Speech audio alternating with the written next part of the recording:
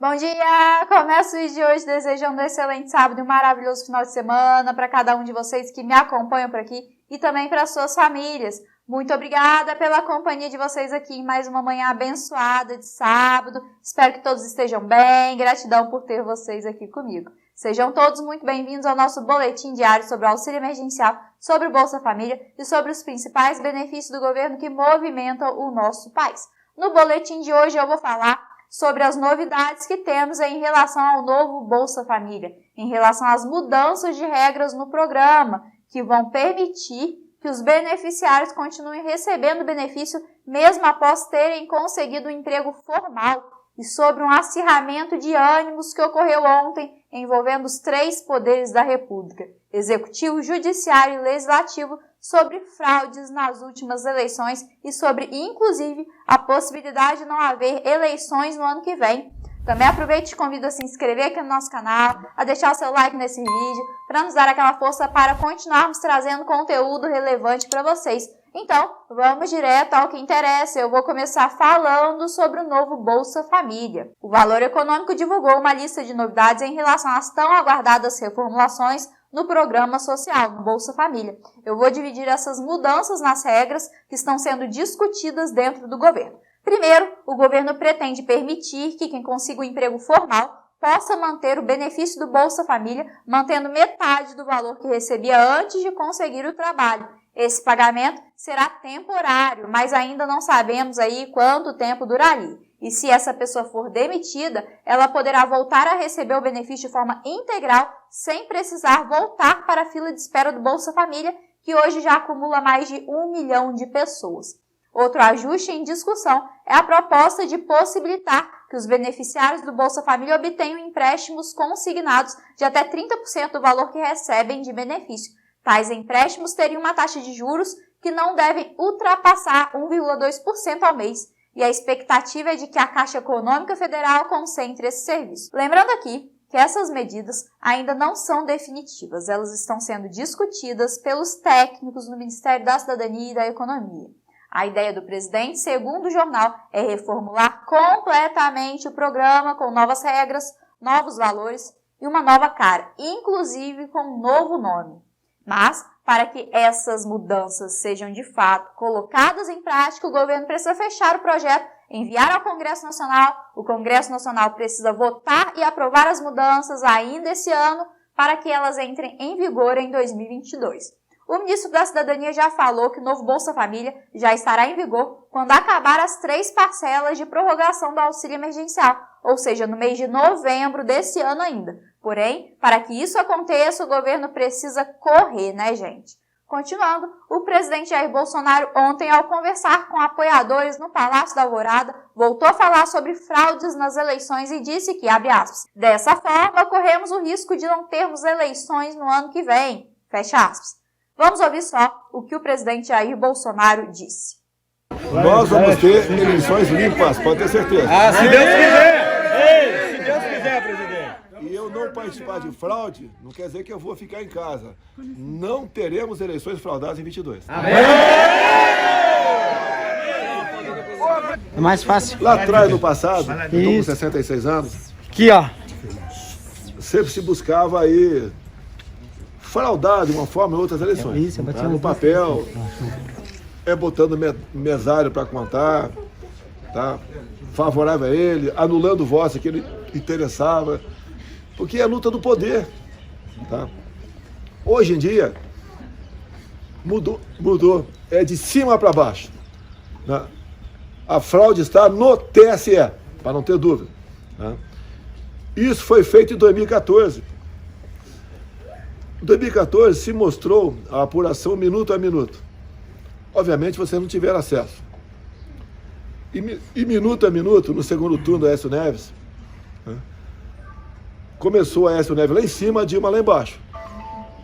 E com o tempo, né, essas curvas foram se cruzando até que se estabilizaram na horizontal com a Dilma na frente. Agora, o minuto a minuto, por 271 vezes consecutivas, dá para imaginar, 271 minutos, minuto a minuto, tá? Dá 4 horas e pouco, minuto a minuto. Tá? Depois que as curvas se tocaram, tá? O melhor momento antes da Curva se tocar era Dilma ganhou, Aécio ganhou, Dilma ganhou, Aécio ganhou, por 271 vezes. É você jogar uma moeda 271 para cima e da cara, coroa, cara, coroa, cara, coroa. E isso deve ser a quantidade de átomos aqui na Terra. Então isso é fraude. É fraude. É roubalheira. Vocês acham que Renan Calheiros, por exemplo, se pudesse fraudar a votação, ele fraudaria pelo caráter que ele tem? Já fraudou, já O que fraudou. acontece? A única forma de bandidos como Renan Calheiros se perpetuar na política, entre outros que estão do lado dele, os 9 dedos, é na fraude. Não tenho medo de eleições. Entrego a faixa para quem ganhar no voto auditável e confiável. Dessa forma, corremos o risco de não termos eleições no ano que vem. Porque é o futuro de vocês que está em jogo. Se essa dependemos do senhor, presidente. cambada voltar ao poder, vocês toda semana tinham 2, 3 casos de corrupção. Comigo agora, o terceiro escalão teria negociado comprar vacina, teria, não foi gasto um centavo. E bate em cima disso. Daí veio os estudos de pesquisas fraudados também, botando ali o 9 dedos lá em cima. Para quê? Para ser confirmado com o voto fraudado no TSE. Não estou culpando todo o servidor do TSE, mas a cabeça ali tem algo, porque eles não querem o voto auditável. Se nós queremos uma maneira a mais de mostrar transparência, por que o Barroso é contra? Ministro do Supremo Tribunal Federal. Uma vergonha! Sim. Um cara desse está lá. Daí vem o Barroso com a história esfarrapada dele, entre outras, né? Dizer que o voto em papel, se o João for votar lá no interior lá do Ceará e engripou a maquininha, pode engripar sim. E daí o mesário vai lá e vai ver que o João votou em tais candidatos. Isso desqualifica as eleições, porque fere o sigilo do voto. É uma resposta de um imbecil. Eu lamento falar isso de uma autoridade suprema do Tribunal Federal. Só um idiota para fazer isso aí. O que está em jogo, pessoal, é o nosso futuro e a nossa vida. O ministro do Supremo Tribunal Federal, Roberto Barroso, que também é o presidente do TSE, emitiu uma nota em resposta às declarações dadas por Bolsonaro. A nota diz o seguinte, eu vou ler o texto aqui na íntegra para vocês, ok? Tendo em vista as declarações do presidente da República na data de hoje, 9 de julho de 2021, lamentáveis quanto à forma e ao conteúdo, o Tribunal Superior Eleitoral esclarece que 1. Desde a implantação das urnas eletrônicas em 1996, jamais se documentou qualquer episódio de fraude. Nesse sistema, foram eleitos os presidentes Fernando Henrique Cardoso, Luiz Inácio Lula da Silva, Dilma Rousseff e Jair Bolsonaro.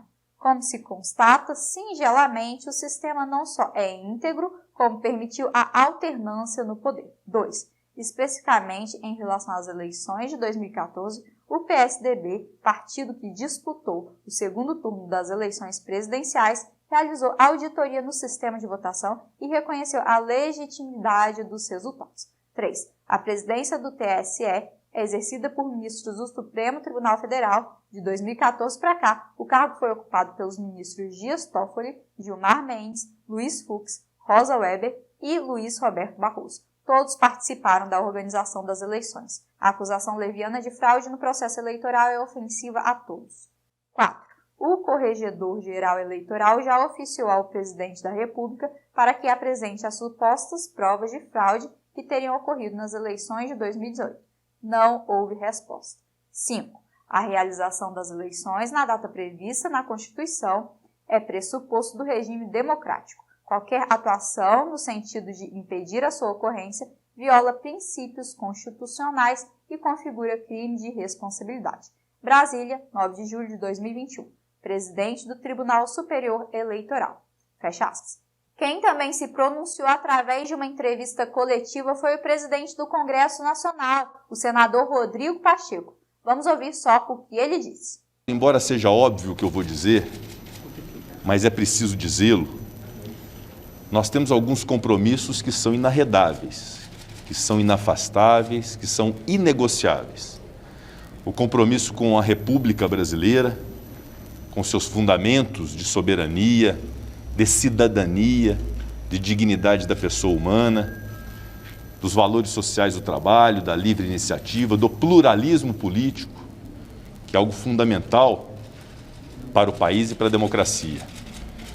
Igualmente, a importância da separação entre os poderes, e uma separação que definitivamente não signifique desunião, mas que signifique o respeito de cada poder em relação ao outro naquilo que toca a atribuição do outro.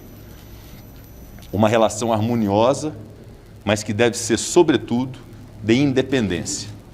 E quero aqui afirmar a independência do Parlamento brasileiro, a independência do Congresso Nacional, composto por suas duas casas, o Senado Federal e a Câmara dos Deputados, que não admitirá qualquer atentado a esta sua independência e, sobretudo, as prerrogativas dos parlamentares, de palavras, opiniões e votos, que naturalmente devem ser resguardados numa democracia.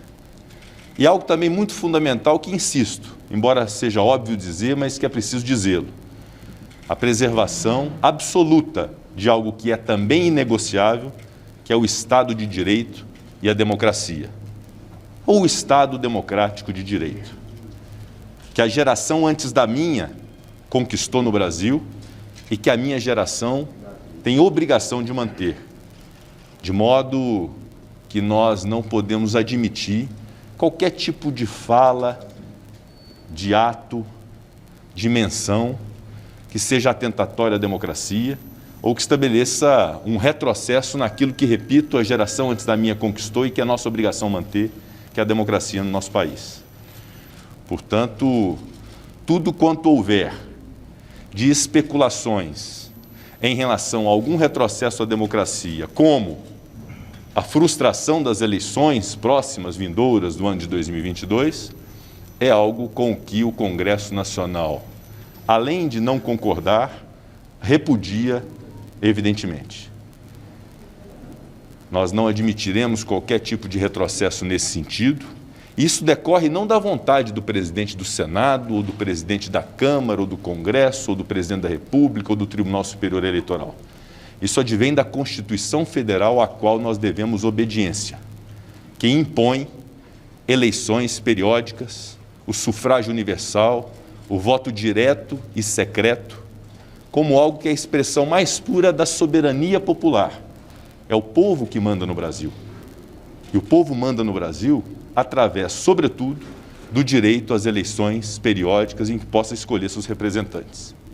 Portanto, as eleições são uma realidade da democracia brasileira, são inegociáveis, e o formato dessas eleições, que é algo que se discute muito hoje na sociedade, e se discute na sociedade isso deve ser respeitado, sobre a manutenção do formato atual ou o estabelecimento de uma nova tecnologia através de voto impresso auditável, essa é uma discussão que haverá de se ter com todos os personagens da República, e é normal e fundamental que todos participem com as suas opiniões sobre esta ideia, sem ataque a pessoas, mas a ideias. Essa definição não será feita pelo Poder Executivo, não será feita pelo Tribunal Superior Eleitoral, será feita pelo Congresso Nacional através de uma proposta de emenda à Constituição que está debatida na Câmara dos Deputados. E a decisão que houver por parte do Congresso Nacional, primeiro pela Câmara dos Deputados e depois pelo Senado Federal, haverá de ser respeitada por todos os poderes e todas as instituições no Brasil. Bom, pessoal, isso era tudo que eu tinha para dividir com vocês aqui hoje. Eu vou te pedir também para comentar aqui embaixo falando o que você achou desse vídeo, se essas informações foram úteis para você, nós vamos adorar saber a sua opinião. E se você tiver gostado do conteúdo, não deixe de dar o seu like, isso nos ajuda, nos impulsiona a trazer informações de qualidade diariamente para vocês. Também não se esqueça de se inscrever aqui no nosso canal, de ativar as notificações, para não perder nenhum vídeo que a gente vem publicando por aqui. Um excelente dia a todos vocês, tenham um maravilhoso sábado, um maravilhoso final de semana para você e para toda a sua família. Nos encontramos aqui novamente no próximo vídeo. Um grande abraço, até a próxima, tchau, tchau!